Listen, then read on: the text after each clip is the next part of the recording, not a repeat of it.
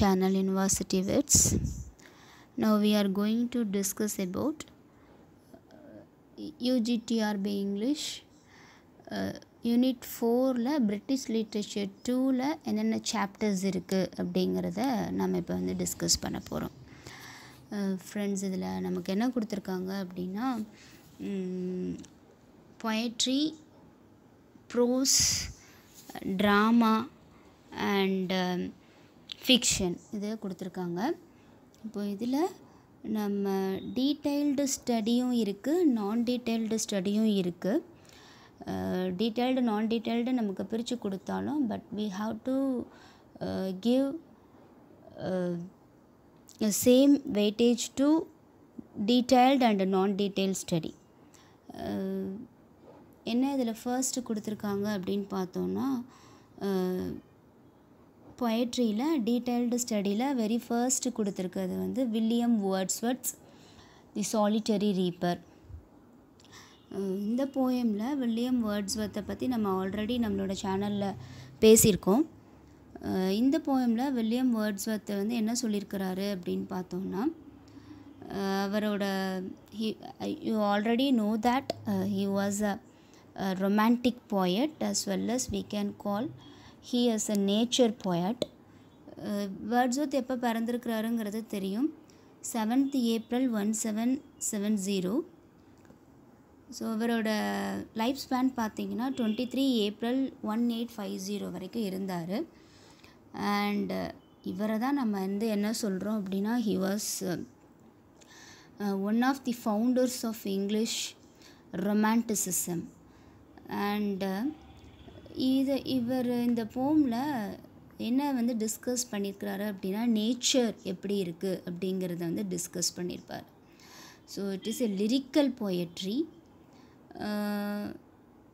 இந்த போமை இவர் வந்து எப்போ ரைட் பண்ணுறாரு அப்படின்னு பார்த்தோன்னா, when he has written this poem on November 5th 1805 வந்து இதை எழுதுகிறாரு.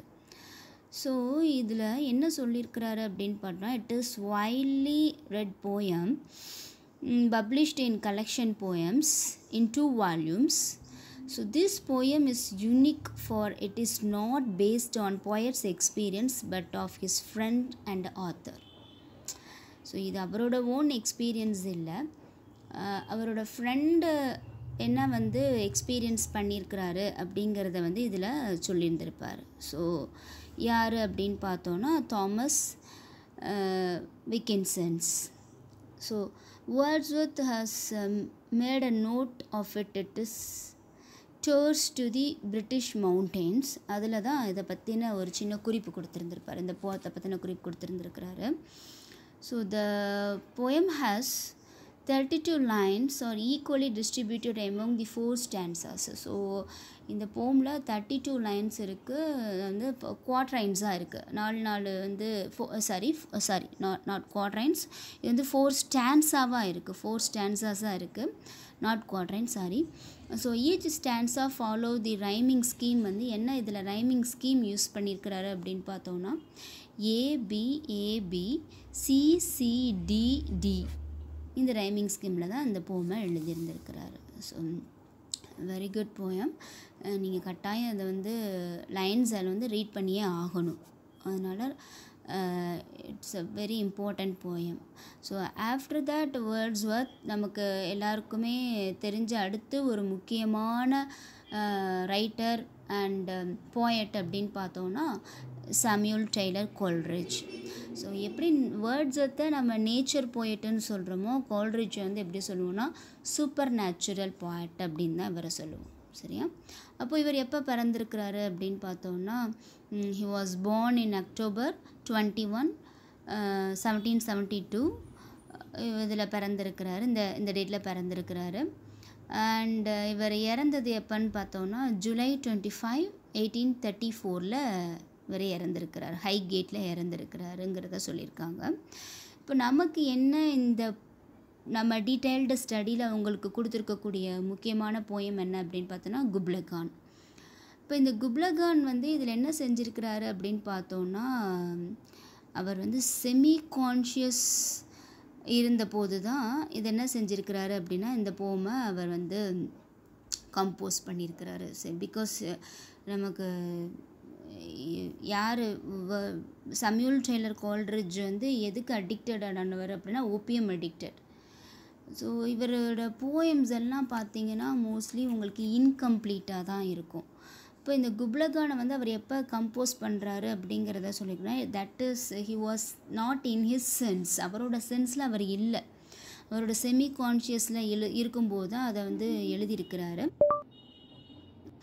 அண்ட் இது எப்போ பப்ளிஷ் ஆகிருக்கு அப்படின்னு பார்த்தோன்னா இந்த இயர் 1816 பப்ளிஷ் ஆகிருக்கு.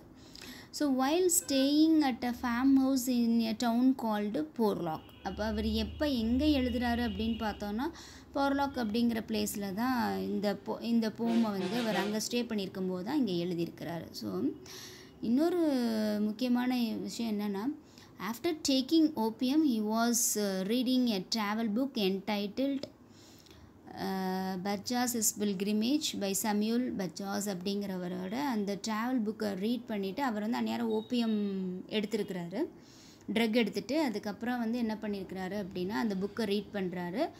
அப்படியே அவர் என்ன பண்ணால் தூங்கிடுறாரு. அப்படி தூங்கிட்டு இருக்கும்போது அவர் எழுதின அந்த தூங்கும்போது அவருக்கு என்னென்னலாம் வந்து நினைவாக வந்ததோ அதை தான் இந்த போயமில் என்ன செஞ்சுருப்பார் அப்படின்னா எழுதியிருந்திருப்பார். So Coleridge said that he remembered the entirety of his dream and began to write it down exactly as he had dreamed it. So அவரோட கனவுல வந்தது எல்லாத்தையுமே என்ன செஞ்சுருப்பார் அப்படின்னா இந்த போமில் எழுதியிருந்திருப்பார். ஸோ இதில் பார்த்தீங்க அப்படின்னா எத்தனை லைன்ஸ் இருக்குன்னா 54 லைன்ஸ் இருக்குது, 4 ஸ்டான்சாஸ் இருக்குது. 54 லைன்ஸ் 4 ஸ்டான்சாஸ் இருக்குது. The very first stanza focuses on the beauty of Xanadu. Xanadu வந்து எப்படி ஒரு பியூட்டிஃபுல்லாக இருக்குது அப்படிங்கிறத சொல்லிவிட்டு அண்ட் குப்லகான்ஸோட சம்மர் பேலஸ் அதை பற்றி சொல்லியிருந்திருப்பார். இது ஃபுல் டெஸ்கிரிப்ஷன் குப்லகான்ஸோட பேலஸ் அண்ட் Xanadu எப்படி இருக்குது அப்படிங்கிறத சொல்லியிருந்திருப்பார். Okay. And the next important poet is called John Keats. John கீட்ஸோட போம் பார்த்தீங்க அப்படின்னு பார்த்தோன்னா ஆக்சுவலி நமக்கு இவர் வந்து ஓல்டர் போயட்ஸ் இந்த ரொமான்டிக் பீரியடுன்னு சொல்ல முடியாது. இவர் வந்து யங்கர் போயட்ஸ் இந்த ரொமான்டிக் பீரியடு. ஸோ நமக்கு ஓல்டர் பீரியட்லனா வேர்ட்ஸ்வொர்த், சம்யூல் கோல்ட்ரிட்ஜ், சவுத்தே இவங்கெல்லாம் வருவாங்க. இப்போ யங்கர் போயட்ஸில் யார் யார் வருவாங்கன்னா John Keats, Lord Byron and Shelley இவங்கெல்லாம் வருவாங்க. ஸோ இவர் நமக்கு என்ன டீட்டெயில்டு ஸ்டடி கொடுத்துருக்காங்கன்னா ஓடு டு எ நைட்டிங்கேல். ஸோ ஓடு டு எ நைட்டிங்கேல் எப்போ எழுதியிருக்காங்க அப்படின்னு பார்த்தோன்னா எப்போ இவர் எழுதியிருக்கிறாரு அப்படின்னா that was written in 1819 and it is the longest one. So இதில் எத்தனை லைன்ஸ் அண்டு எத்தனை ஸ்டான்சாஸ் இருக்குதுன்னு பார்த்தோன்னா 8 ஸ்டான்சாஸ் ஆஃப் 10 லைன்ஸ் ஈச். ஒவ்வொரு ஸ்டான்ஸாலையும் 10 லைன்ஸ் வந்து இதில் இருக்குது. ஆக்சுவலாக it was written at Charles Brown's house. அவர் வந்து எங்கே ஸ்டே பண்ணியிருந்த போது இந்த போமை எழுதுகிறாரு அப்படின்னா சார்ல்ஸ் ப்ரவுன்ஸ் ஹவுஸ் அப்படிங்கிறதுல தான் வந்து ஸ்டே பண்ணியிருக்கும்போது அங்கே அவர் நைட்டிங்கேலோட சிங்கிங்கை வந்து கேட்குறாரு. அந்த சிங்கிங் வந்து எப்படி இருக்குது, நைட்டிங்கேலில் வந்து அந்த சிங்கிங் எப்படி இருக்குது அப்படின்னா ரொம்ப melancholic means sad, sorrow. It expresses his சாரோவாக இருக்குது. ஸோ இந்த சாரோ வந்து சொல்லியிருந்திருப்பார். அப்போது a tragic and often very Greek emotion that Keats would have no doubt learned through his readings அப்படிங்கிறத காமிச்சிருக்காங்க. ஸோ இதில் வந்து என்ன சொல்லியிருப்பாங்கன்னா in this poem he expresses his sorrow and the feeling of sorrow and his sadness அப்படிங்கிறத இதை காமிச்சிருந்திருப்பார். So இந்த ஸ்டான்ஸாவில் வந்து என்ன இருக்குது அப்படின்னு பார்த்தோன்னா நம்ம ஆல்ரெடி சொன்ன மாதிரி 8 ஸ்டான்சாஸ் வந்து 10 லைன்ஸ் வந்து இருக்குது. இந்த போயமோட ரைமிங் ஸ்கீம்னு பார்க்கும்போது ஏபிஏபி சிடிஇ சிடிஇ இதைத்தான் வந்து யூஸ் பண்ணியிருப்பார். த்ரூ அவுட் தி போயமே அயாம்பிக் பென்டாமீட்டரில் இருக்கும். ஓகே, அடுத்து நம்ம என்ன பார்க்க போகிறோம் அப்படின்னு பார்த்தோன்னா ஷெல்லியோட போம் என்ன இருக்குது இங்கே டீட்டெயில்டாக கொடுத்துருக்காங்கன்னா ஒசிமாண்டியாஸ். இந்த ஒசிமாண்டியாஸில் வந்து என்ன கொடுத்துருக்காங்க அப்படின்னு பார்த்தோன்னா ஆக்சுவலாக இது வந்து ஒரு சானட். இது எப்போ பப்ளிஷ் ஆகுது அப்படின்னு பார்த்தோன்னா 1818 த எக்ஸாமினர் ஆஃப் லண்டன் அப்படிங்கிற வந்து இதில் தான் பப்ளிஷ் ஆகுது. ஸோ அப்போது ஷெல்லியோட பென் நேம் என்ன இருக்குது அப்படின்னு பார்த்தோன்னா கில்ராஸ்டஸ் அப்படிங்கிற பென் நேமில் அவர் வந்து இந்த போமை பப்ளிஷ் பண்ணியிருக்கிறாரு. ஸோ இந்த போமில் என்ன சொல்லியிருக்கிறாரு அப்படின்னா ஷெல்லி ஒரு ஆன்டிக் லேண்ட், ஆன்டிக் மீன்ஸ் பழமையான அப்படிங்கிற வந்து காமிச்சிருப்பாங்க. So the traveller here டெஸ்கிரைப்ஸ் the colossal wreckage of a great barrow statue, Ozymandias, that describes the traveler's reactions to a half-buried, worn-out statue of the great barrow, Ramses II. He was a great and the terrible barrow in ancient Egypt. So ஒரு Egypt king அவரோட statue அதை பற்றி தான் அந்த போமில் அவர் என்ன செஞ்சுருப்பார் அப்படின்னா describe பண்ணியிருந்திருப்பார். So ஆக்சுவலாக இந்த ஒசிமாண்டியாஸ் அப்படிங்கிறது ஒரு பெட்ரார்கன் சானட். பெட்ரார்கன் சானட் அப்படிங்கிறதுல உங்களுக்கு எப்படி இருக்கும் அப்படின்னா சானட்னாலே 14 லைன்ஸ் இருக்கும். பட் பெட்ரார்கன் சானட்டில் எப்படி இருக்குன்னா first 8 lines and last 6 lines. இந்த 8 லைன்ஸை என்ன சொல்லுவாங்கன்னா ஆக்டேவ்னு சொல்லுவாங்க. ஃபர்ஸ்ட் 8 லைன்ஸ் ஆக்டேவ் சொல்லுவாங்க. லாஸ்ட்டாக இருக்கக்கூடிய வந்து 6 லைன்ஸை வந்து செசட் அப்படிங்கிறத சொல்லுவாங்க. ஸோ இதில் என்ன சொல்லியிருக்காங்க அப்படின்னா த ரைமிங் ஸ்கீம் வந்து ஷெல்லி இதில் வந்து பெட்ரார்கன் ரைமிங் ஸ்கீமை யூஸ் பண்ணியிருக்க மாட்டார். அவரோட ரைமிங் ஸ்கீமை யூஸ் பண்ணியிருந்திருப்பார். A B A B A C D C D E C D C E D E F E F அப்படிங்கிற இந்த ரைமிங் ஸ்கீமை யூஸ் பண்ணியிருந்திருப்பார். ஸோ இதில் என்ன வந்து இன்னொன்று ஆக்சுவலாக பெட்ரார்கனோட ரைமிங் ஸ்கீம் பார்த்திங்கன்னா ஏபிபிஏ ஏபிபிஏ இதுதான் பெட்ரார்கன் ரைமிங் ஸ்கீமு. பட் இதில் ஷெல்லி அவரோட ரைமிங் ஸ்கீம் யூஸ் பண்ணியிருந்திருப்பார். ஸோ இதில் என்ன இருக்குது அப்படிங்கிறத நம்ம ஒசிமாண்டியாஸ் அப்படிங்கிறது ஒரு ஸ்டாச்சுவாக இருக்கும். அந்த பேரோவை பற்றி தான் பேசியிருந்திருப்பார். அதாவது ஈஜிப்ட் கிங் அதை பற்றி சொல்லியிருந்திருப்பார். ஓகே, நெக்ஸ்ட் வந்து என்ன கொடுத்துருக்காங்க அப்படின்னு பார்த்தோன்னா ராபர்ட் ப்ரௌனிங்கோட மை லாஸ்ட் டச்சஸ். இந்த போம் வந்து ஆக்சுவலாக ராபர்ட் ப்ரௌனிங் அப்படின்னாலே வந்து அவர் எதுக்குள்ளே வந்துடுவாங்க அப்படின்னு பார்த்தோன்னா இந்த ட்ரமாட்டிக் மோனோலாக் அப்படிங்கிறத வந்து காயின் பண்ணவர், அதை ஃபர்ஸ்ட்டு யூஸ் பண்ணவர், ரொம்ப ஆஃபனாக யூஸ் பண்ணவர், அதிகமாக யார் யூஸ் பண்ணவர் அப்படின்னு பார்த்தோன்னா நம்ம ராபர்ட் ப்ரௌனிங்கை தான் சொல்லுவோம். அப்போது he was an English poet. இவர் எப்போ பிறந்திருக்கிறாரு அப்படின்னு பார்த்தோன்னா 1812 7th மேலே பிறந்திருக்கிறாரு. அண்டு இவர் எப்போ இறந்தாருன்னா 1889 12th டிசம்பரில் இறந்துருக்கிறாரு. அப்போது இந்த மை லாஸ்ட் டச்சஸ் அப்படிங்கிற இந்த போம் வந்து எதை பற்றி டிஸ்கஸ் பண்ணுது அப்படின்னு பார்த்தோன்னா the poet's inspiration for this poem came from the Duke and the Duchess Ferrara அப்படிங்கிறத பற்றி தான் சொல்லியிருந்திருப்பார் ஃபெராரா. இப்போது இந்த டச்சஸ் வந்து என்ன பண்ணியிருப்பாங்க அப்படின்னா died under very suspicious circumstances. Duchess வந்து இறந்து போயிடுவாங்க. So she was married at 14 and dead by 17. 14 வயசில் கல்யாணம் முடிஞ்சிருக்கும், டியூக்கு கல்யாணம் முடிச்சிருப்பாங்க. 17 வயசில் அந்த அம்மா இறந்து போயிடுறாங்க. அப்போ இங்கே ப்ரௌனிங் ஒரு நம்மக்கிட்ட ஒரு வந்து சஸ்பீஷியஸ் சர்க்கம்ஸ்டன்ஸ், ஒரு சந்தேக பார்வையோடையே எழுதியிருந்திருப்பார். அப்போ என்ன அப்படின்னு பார்த்தோன்னா அந்த the mind of the powerful duke of Ferrara who wishes to control his wife in every aspect of his life. So duke வந்து டச்சஸை என்ன பண்ணியிருப்பார்னா எப்போயுமே தன்னோட கண்ட்ரோல் கீழேயே தான் வச்சுருக்கணும் அப்படிங்கிறத சொல்லியிருந்திருப்பார், இன்க்ளூடிங் ஹர் ஃபீலிங்ஸ். இப்போ இந்த மை லாஸ்ட் டச்சஸில் என்ன பண்ணியிருப்பாங்க அப்படின்னு பார்த்தோன்னா, ஆக்சுவலாக இது it was an actual incident தான். இது வந்து எதை பற்றி சொல்லுது, ஆக்சுவல் இன்சிடெண்ட் எப்போ நடந்தது அப்படின்னா 16th செஞ்சுரியில் இட்டலியில் இருக்கக்கூடிய டியூக் ஃபெராரா அவர் வந்து ஒரு 14 வயசு பொண்ணை லுக்ரீஷியாவை கல்யாணம் முடிச்சுக்கிறாரு. 2 வருஷத்தில் அந்த பொண்ணு இறந்து போயிடுறா.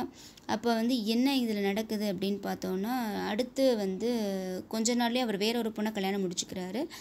இப்போது the duke is believed to have poisoned his wife. அப்போ தான் சொல்கிறாங்க, தன்னோட ஒய்ஃபை வந்து பாய்சன் வச்சு கொண்டது யாராக இருக்குன்னா டியூக்காக இருக்குது அப்படிங்கிறத சொல்லியிருக்காங்க. இது ஒரு ரியல் இன்சிடெண்ட். அதை தான் வந்து ட்ரமாட்டிக் மோனோலாகாக யார் சொல்லியிருக்கிறான்னா ராபர்ட் ப்ரௌனிங் சொல்லியிருந்திருக்கிறார். ஸோ இதனோட ரைமிங் ஸ்கீம் பார்க்கும்போது AABBCCDD. அப்போது மை லாஸ்ட் டச்சஸில் வந்து என்ன கொடுத்துருக்காங்க அப்படின்னா, இதில் ஒரு 5 செக்ஷன் இருக்குது. ரைமிங் கப்லெட்ஸும் இருக்கும். எல்லாமே எதில் இருக்குது அப்படின்னு பார்த்தோன்னா, என்ன மீட்டரில் இருக்குன்னா அயாம்பிக் பென்டாமீட்டரில் வந்து இருக்குது அப்படிங்கிறத காமிச்சிருக்காங்க. சரி, after that Robert Browning. Who will come next is GM Hopkins. ஹாப்கின்ஸோட காட்ஸ் கிராண்டியர் அப்படிங்கிற போமில் தான் இதை நம்ம டிஸ்கஸ் பண்ண போகிறோம். இவர் எப்போ பிறந்திருக்கிறாரு அப்படின்னு பார்த்தோன்னா 1844 பிறந்து அண்ட் 1889 இறந்துருக்கிறாரு. அப்போது இந்த காட்ஸ் கிராண்டியர் அப்படிங்கிற இந்த போம் எப்போ பப்ளிஷ் ஆகிருக்குன்னா 1918 பப்ளிஷ் பண்ணியிருக்காங்க. இட் இஸ் அ போம் கலெக்ஷன்ஸ்ன்னு சொல்லியிருக்காங்க. ஸோ இந்த போமில் ஒரு GM ஹாப்கின்ஸ் என்ன நமக்கு எக்ஸ்ப்ளோர் பண்ணுறாரு அப்படின்னா, there is a relationship between the divine world and the world of nature. Nature வந்து எப்படியெல்லாம் இருக்குது அப்படிங்கிறத காமிச்சிருந்திருப்பார். அப்போது it illustrates how divine presence infuses its spirit and refreshes the world despite the attempts of mankind to destroy his real fabric through materialism. So இந்த வேர்ல்டில் வந்து மனுஷனாக பிறந்திருக்கவே இந்த நேச்சரை வந்து அழிக்கிறதுக்கு மாதிரியே வந்து எல்லா வேலையும் பண்ணிக்கிட்டு இருக்கான். ஆனாலும் இந்த வேர்ல்டு எப்படியெல்லாம் வந்து ஒரு ஃப்ரெஷ்னஸோட ஒரு நேச்சரோடு இருக்குது அப்படிங்கிறத சொல்லியிருந்திருப்பார். இந்த பாப்புலாரிட்டி ஆஃப் த போயம்ஸ் லைன்ஸோட என்ன அப்படின்னு பார்த்தோன்னா, இந்த போமோட line it praises God's role. காடோட ரோல் வந்து எப்படியெல்லாம் இருக்குது அப்படிங்கிறத காமிச்சிருப்பாங்க. Okay, and he plays to restore the world destroyed by human greed and love for materialism. அப்போது அவர் மனுஷனாக பிறந்திருக்கிறவன் நேச்சர் அப்படிங்கிறத அழித்து பண்ணிகிட்டே இருக்கிறான். ஆனால் வந்து அதில் அந்த அவன் மனுஷனோட ஜெலஸ்னாலையும் அவன் தன்னை வந்து மேம்படுத்திக்கணும் அப்படிங்கிறதுக்காக நேச்சர் அப்படிங்கிறத அழிச்சிட்டு நேச்சர் வேர்ல்டுக்குள்ளே இல்லாமல் அவன் எந்த வேர்ல்டுக்குள்ளே போகிறான் அப்படின்னு பார்த்தோன்னா ஒரு மெட்டீரியலிஸ்டிக் வேர்ல்டுக்குள்ளே போகிறான் அப்படிங்கிறத காமிச்சிருப்பாங்க. அப்போது காட் மேலே பிலீஃப் இல்லை, இந்த மெட்டீரியலிஸ்டிக் வேர்ல்டுக்குள்ளே அவன் போய் அவன் எப்படியெல்லாம் இருக்கான் அப்படிங்கிறத காமிச்சிருப்பாங்க. ஸோ இது வந்து என்ன சொல்லியிருக்காங்க அப்படின்னா, it was an sonnet, Italian sonnet. 14 lines இருக்கும். எப்பயும் போல தான் நம்ம பெட்ரார்கன் சானட் மாதிரி தான் ஆக்டிவ் அண்ட் செசட் அப்படிங்கிறது இருக்குது. ரைமிங் ஸ்கீம் பார்த்திங்க அப்படின்னா ABBA ABBA CD CD CD. Okay, so metre வந்து என்ன யூஸ் பண்ணியிருக்காங்கன்னா ஆம்பிக் பென்டாமீட்டர் யூஸ் பண்ணியிருக்காங்க. அப்போது the world is charged with grandeur of அப்படிங்கிறது அந்த போயமோட பென்டாமீட்டரில் ஸ்டார்டிங்கில் இருக்குது அப்படிங்கிறத காமிச்சிருக்காங்க. So far we have discussed some poems, the very important poets like யார் அப்படின்னா Wordsworth, Shelley, Coleridge, Hopkins, Keats, அந்த ரொமான்டிக் போயட்ஸ். இவங்கெல்லாம் எப்படி இவங்க தான் முக்கியமான போயட்ஸ், ரொமான்டிக் ஏஜில் இருந்த போயட்ஸாக இருந்திருக்காங்க. ஸோ அவங்க எல்லாத்துக்கும் வந்து என்னென்ன போயம்ஸ் கொடுத்துருக்காங்க அப்படிங்கிறத பார்த்துருக்காங்க. இப்போது ப்ரோஸ். இந்த ப்ரோஸ் செக்ஷனில் வில்லியம் ஹாஸ்லிட் எழுதின my first acquaintance with poets அப்படிங்கிறது தான் இவரோட ஒர்க் ஆஃப் ஆர்ட்டாக இருக்குது. இப்போது இதில் என்ன சொல்லியிருக்காங்க அப்படின்னு பார்த்தோன்னா வில்லியம் ஹாஸ்லிட் எப்போ பிறந்திருக்கிறாரு.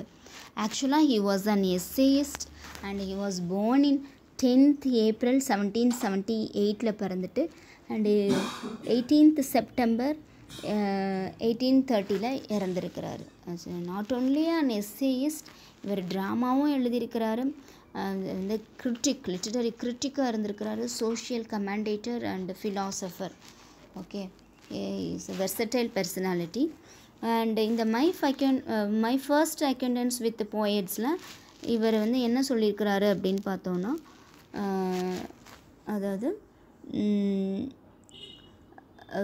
that was published in 1823 வந்து பப்ளிஷ் ஆகிருக்கு.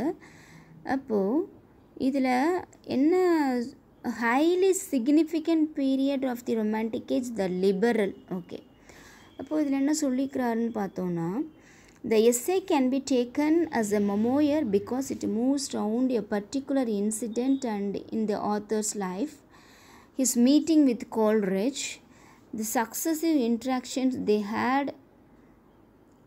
in course of getting acquainted with each other in the next few months. So இவர் வந்து ஃபர்ஸ்ட்டாக யாரை மீட் பண்ணுறாரு அப்படின்னா, கால்ரிட்ஜை மீட் பண்ணி அவர்கிட்ட வந்து ஒரு அவர்கிட்ட ஒரு இன்டராக்டர்லேயே இருக்கிறார். அவர்கிட்ட பேசிட்டு இருக்கும்போது அதில் ஒரு தாக்கம் ஏற்பட்டு எழுதுனது தான் இந்த ஒர்க் ஆஃப் ஆர்ட். ஓகே, கால்ரிட்ஜை மீட் பண்ணி அவங்க ரெண்டு பேரும் சில விஷயங்களை பேசி அதனால எழுதின ஒர்க் ஆஃப் ஆர்ட்டு தான் இந்த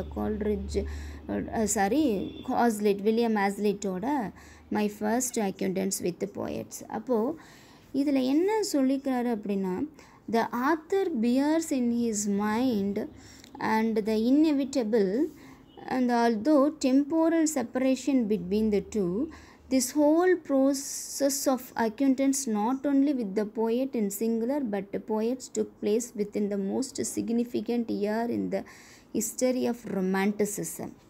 So 1798 தான் நமக்கு என்ன ஆகுது அப்படின்னா இந்த ரொமான்டிக் ஏஜ் அப்படிங்கிறது ஸ்டார்ட் ஆகுது. அப்போது இதில் வந்து இந்த ரொமான்டிசிசமில் வந்து என்ன மாதிரியான ஹிஸ்டரி இருந்தது அப்படிங்கிறது எல்லாத்தையும் வந்து இதில் எழுதியிருந்திருப்பார். So the whole process of acquaintance not only with the singular poet, with கால்ரிட்ஜை மீட் பண்ணி கால்ரிட்ஜை மட்டும் வந்து அதில் டிஸ்கஸ் பண்ணலை, இந்த ரொமான்டிக் போயட்ஸில் இருக்கக்கூடிய எல்லாத்தையுமே என்ன செஞ்சுருந்திருப்பார் அப்படின்னா அந்த ரொமான்டிசிசம் என்ன அப்படிங்கிற எல்லாத்தையுமே இதில் டிஸ்கஸ் பண்ணியிருந்திருப்பார்.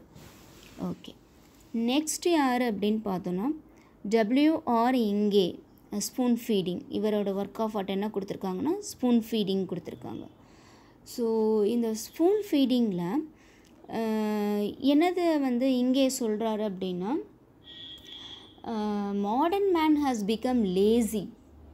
ஸோ இப்போ இருக்கக்கூடிய இந்த மாடர்ன் மேன் எப்படி வந்து ஒரு சோம்பேறியாக இருக்காங்க அப்படிங்கிறத சொல்லிட்டு, அண்டு அதாவது he sees lives which are devoid of challenges, a huge loss in necessary skills and a distinct lack of the use of our brains. அப்போது என்ன சொல்லியிருக்கிறாரு அப்படின்னு பார்த்தோன்னா, நிறையா வந்து அந்த நெசசரி ஸ்கில்ஸ் இல்லாமல் போச்சு, நம்ம பிரெயினை யூஸ் பண்ணுறோம் அப்படிங்கிறதும் வந்து ரொம்ப லேகிங்கில் இருக்குது, குறைச்சலாக இருக்குது.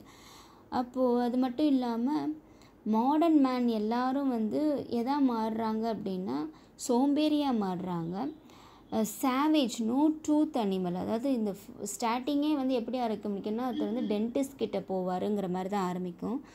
அப்போது முன்னாடி காலத்தில் அவங்க வந்து எல்லாத்தையுமே சமைக்காமல் சாப்பிட்டதுனால அவங்களோட பல்லு வந்து எப்படி இருந்ததுன்னா ரொம்ப ஷார்ப்பாக ஸ்ட்ராங்காக இருந்தது. But when we cooked our food, நம்ம குக் பண்ண ஆரம்பித்த உடனே நம்மலாம் இப்போ எதாவது மாறிட்டுருக்கோம் அப்படின்னா நம்ம ட்ரூத்லெஸ் அனிமலாக மாறிட்டுருக்கோம், நம்மக்கிட்ட அந்த ஒரு ஸ்ட்ரென்த் இல்லை, பல்லில் கூட அது நமக்கு அந்த ஸ்ட்ரென்த் இல்லை அப்படிங்கிறத காமிச்சிருப்பாங்க, சொல்லியிருந்திருப்பார். அப்புறம் சேஞ்சஸ் இன் ரீடிங் ஹேபிட் வந்து எப்படி ரீடிங் ஹேபிட் வந்து எப்படி சேஞ்சஸ் ஆகுது, நோ மென்டல் எக்ஸசைஸ், என்ன கொடுக்கல, நம்ம மென்டலாக வந்து ஒர்க் அவுட் பண்ணலை. அண்டு எஜுகேஷனே எதாக மாறி போச்சு அப்படின்னா ஒரு ஸ்பூன் ஃபீடிங்காக மாறி போச்சு. அப்போ ஒரு ப்ராக்டிக்கலாக நம்ம திங்க் பண்ண மாட்டேங்கிறோம், எல்லாமே வந்து தியோரிட்டிக்கலாகவே அப்ளை பண்ணிக்கிட்டு இருக்கோம் அப்படிங்கிறத காமிச்சிருப்பாரு. So this essay that was written in 1901 அப்படின்னு எப்போ எழுதுகிறாருன்னா 1901 எழுதியிருக்கிறாரு. அப்போது இந்த ஸ்பூன் ஃபீடிங் அப்படிங்கிறது இந்த மாடர்ன் சொசைட்டி வந்து மனுஷங்களை என்னதான் மாற்றுது அப்படின்னா ரொம்ப ஒரு அன்சேலஞ்சு பீப்புளாகவும் எய்ம்லெஸ் பீப்புளாகவும் அண்டு லேசினஸ்ஸாக இருக்கக்கூடிய ஒரு ஆளாகவும் இன்டிஃபரெண்ட்டாக இருக்காங்க. அண்டு டிசிப்ளின்டாக இல்லை, ஒரு மாரல் வேல்யூஸ் இல்லை, இன்டிசிப்ளின்டாக இருக்காங்க அப்படிங்கிறது தான் இதில் காமிச்சிருக்காங்க. இங்கே சொன்னது அதுதான். அதுக்கப்புறம் என்ன, யார் முக்கியமான ஆத்தர் அப்படின்னு பார்த்தோன்னா ப்ரோஸில் ஜான் ரஸ்கின். ஜான் ரஸ்கினோடது வந்து என்ன கொடுத்துருக்காங்க அப்படின்னா இதில் that is sesame and lilies கொடுத்துருக்காங்க. ஸோ அப்போது he was born in 8th February 1819 and எப்போ இறந்துருக்கிறாரு அப்படின்னா 20 January 900 அப்படிங்கிறதுல இறந்துருக்கிறார். 1900 இவர் இறந்துருக்கிறார். ஆக்சுவலாக he was an English writer. So இதில் என்ன கொடுத்துருக்காங்க அப்படின்னு பார்த்தோன்னா இந்த செசமே அண்ட் லில்லிஸில் ஆஃப் கிங்ஸ் ட்ரெஷரிஸ் அப்படிங்கிறதுல என்ன சொல்லியிருப்பார் அப்படின்னா John Ruskin here opens his essay by apologizing for the ambiguity in the title. So he says that the title is ambiguous and figurative in nature. அப்போது இந்த கிங்ஸோட ட்ரெஷரிஸில் இருக்கிறதுல என்ன சொல்லியிருக்கிறாரு அப்படின்னா the best book that was written by the brilliant authors and not other material things. ஒரு author ஒரு brilliant book, super book கொடுக்குறாரு அப்படின்னு பார்த்தோன்னா அது வந்து எதாக இருக்குன்னா யாரால் தான் வந்து ஒரு சூப்பர் புக்கை கொடுக்க முடியும் அப்படின்னா ஒரு ப்ரில்லியண்ட்டான ஒரு எக்ஸலண்ட்டான ஒரு நல்ல விஸ்டமாக இருக்கக்கூடிய ஆத்தரால் தான் கொடுக்க முடியும், நாட் அண்டர் மெட்டீரியல் திங்ஸ் அப்படின்னு சொல்லிட்டு. The whole of the lecture is about books and wait to read them. ஒரு புக்குனா எப்படி இருக்கணும், அதை நம்ம எப்படி ரீட் பண்ணணும் அப்படிங்கிறதுனா இந்த கிங்ஸ் ட்ரெஷரிஸ் அப்படிங்கிறதுல கொடுத்துருந்துருப்பார். அப்போது இதில் வந்து the best books are set to be best friends. Books தான் ஒரு மனுஷனோட நல்ல நண்பர்கள் அப்படிங்கிறத சொல்லிட்டு இந்த புக்கை வந்து இவர் 4 டைப்ஸில் வந்து சொல்கிறாரு. அப்போ good books of the are has enlightened talks of some persons. They could talk about travels or in the form of novels. So good books for all life, bad books for the hour, bad books for all life. So இது எல்லாத்தையும் இதில் என்ன செஞ்சுருப்பார் அப்படின்னா discuss பண்ணி கொடுத்துருந்துருப்பார். நல்ல book இது இது, bad புக்ஸ்னால் என்ன, and bad books for all life அப்படிங்கிறத இதில் சொல்லியிருந்திருப்பார்.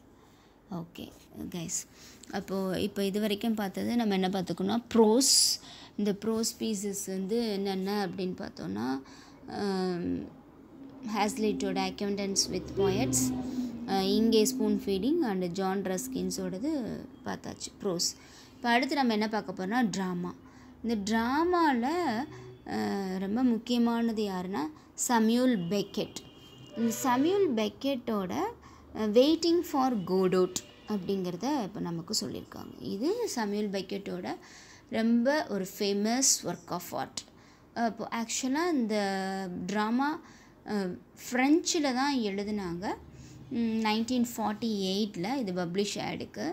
அதுக்கப்புறமா பெக்கெட்டே என்ன பண்ணியிருக்கிற சமியூல் பெக்கெட்டே இதை எதுக்கு மாற்றுறாரு அப்படின்னா ட்ரான்ஸ்லேட் பண்ணுறாரு, ப்ளேவை வந்து இன்ட்டு இங்கிலீஷ்க்கு ட்ரான்ஸ்லேட் பண்ணுறாரு. அப்போது ட்ரான்ஸ்லேட் பண்ணும்போது என்ன பண்ணியிருக்கிறாரு அப்படின்னா அதாவது இந்த world premiere was held on January 5, 1953 in the Left Bank Theatre of Babylon in Paris. The play's reputation spread slowly through the word of mouth and it soon became quite famous. கொஞ்சம் கொஞ்சமாக வந்து தான் இது என்ன எடுக்கு அப்படின்னா ஃபேமஸாக மாறி இருக்கு.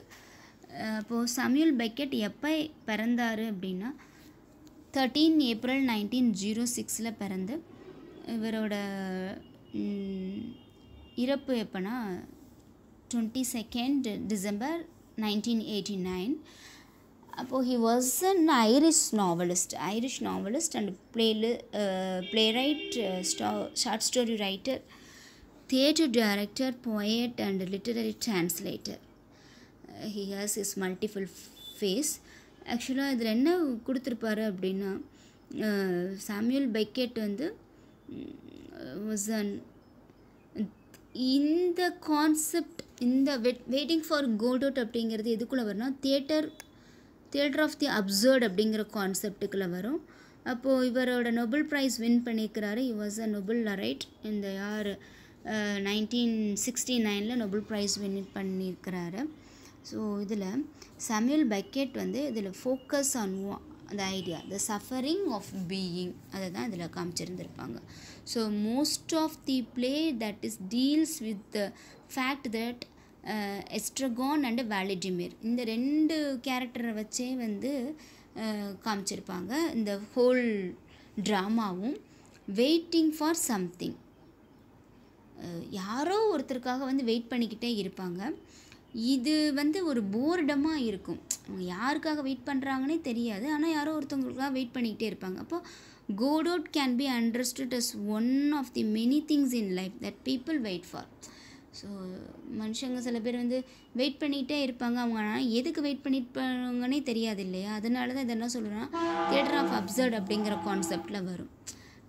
இது பார்க்குறதுக்கு முட்டாள்தனம், அப்சர்ட் மீன்ஸ் முட்டாள்தனம், அப்போ முட்டாள்தனமாக இருக்கும் அப்படிங்கிற விஷயத்தை தான் இதில் டிஸ்கஸ் பண்ணியிருப்பாங்க. அப்புறமா இந்த ட்ராமா முடித்த பிறகு நமக்கு அடுத்து யார் வர்றாங்க அப்படின்னு பார்த்தோன்னா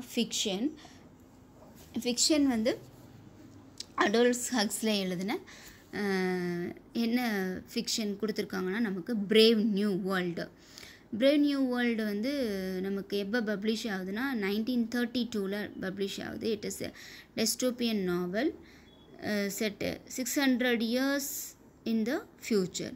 அப்போ the novel envisions a world that it is quest for social stability and peace has created a society devoid of emotion, love, beauty and true relationship அப்படிங்கிறத சொல்லியிருப்பாங்க. ஸோ ஆக்சுவலாக இந்த நாவலோட தீம் அப்படின்னா quest for social stability and peace, அமைதி வேணும், எங்கே பார்த்தாலும் சண்டை நடந்துகிட்டு இருக்குது, அமைதி வேணும் அப்படிங்கிறது தான் காமிச்சிருப்பாங்க. இந்த ஹோல் வேர்ல்டுலே என்ன இருக்குது அப்படின்னா ஒரு ட்ரூ ரிலேஷன்ஷிப் இல்லை, லவ் இல்லை, பியூட்டி இல்லை அப்படிங்கிறத காமிச்சிருப்பாங்க. டெஸ்டோப்பியன் நாவலாக இருக்குது. யூட்டோப்பியன் அப்படின்னா பெட்டர் வேர்ல்டு, சூப்பர் வேர்ல்டாக இருக்கிறது. இது வந்து அதுக்கு எகெயின்ஸ்டாக இருக்கிறது. That is no love, no peace, no social stability, அதாவது இன்ஈக்குவாலிட்டி இருக்குது, எல்லா இடத்துலையும் ஈக்குவாலிட்டி இல்லை, இன்ஈக்குவாலிட்டி இருக்குது அப்படிங்கிறத சொல்லியிருந்திருப்பாங்க. ஸோ இந்த டைட்டில் வந்து பிரேவ் நியூ வேர்ல்டு அப்படிங்கிற இந்த டைட்டில் ஹக்ஸ்லே எதுலேருந்து எடுத்திருப்பாரு அப்படின்னா ஷேக்ஸ்பியரோட இந்த டெம்பஸ்ட், அவரோட லாஸ்ட் பிளே டெம்பஸ்ட், அதில் ஆக்ட் 5 சீன் 1 இருந்து தான் எடுத்திருந்துருக்கிறாரு. அது வந்து மிராண்டாஸோட ஸ்பீச் இருக்கும். அப்போ அதில் வந்து எதுலேருந்து எடுக்கிறாருன்னா டெம்பஸ்ட் பிளேயிலேருந்து வில்லியம் ஷேக்ஸ்பியர் எழுதின டெம்பஸ்ட் பிளேயிலேருந்து எடுத்திருந்திருப்பார் பிரேவ் நியூ வேர்ல்டு அப்படிங்கிறத. அந்த ஒரு ஃப்ரேஸை கொண்டு வந்து ஃபிக்ஷனில் வச்சுருக்கிறார், அவரோட ஃபிக்ஷனுக்கு நேமாக வச்சுருக்கிறாரு Adolf Huxley. Friends, so far we have discussed about UGTRB இங்கிலீஷில் இருக்கக்கூடிய அந்த 4th யூனிட் என்னென்ன இருக்குது, பிரிட்டிஷ் லிட்ரேச்சர் 2ல் என்னென்ன இருக்குது அப்படிங்கிற விஷயத்தை நம்ம டிஸ்கஸ் பண்ணியிருக்கோம். இது போக இதை பற்றின உங்களுக்கு டீட்டெயில்ஸ் வேணும், இதனோட PDF ஃபார்மேட் வேணும் அப்படின்னா எங்களோட வாட்ஸ்அப் குரூப்பில் நீங்கள் ஜாயின் பண்ணுங்கள். எங்களோட டெலகிராம் குரூப்பில் ஜாயின் பண்ணிக்கோங்க. ஸோ நீங்கள் அதில் ஜாயின் பண்ணிங்க அப்படின்னா உங்களுக்கு இதில் வந்து பிடிஎஃப் கிடைக்கும். இந்த சிலபஸோட பிடிஎஃப் என்ன அப்படிங்கிறது கிடைக்கும். And we will meet you soon with another video. Thank you friends. Thank you.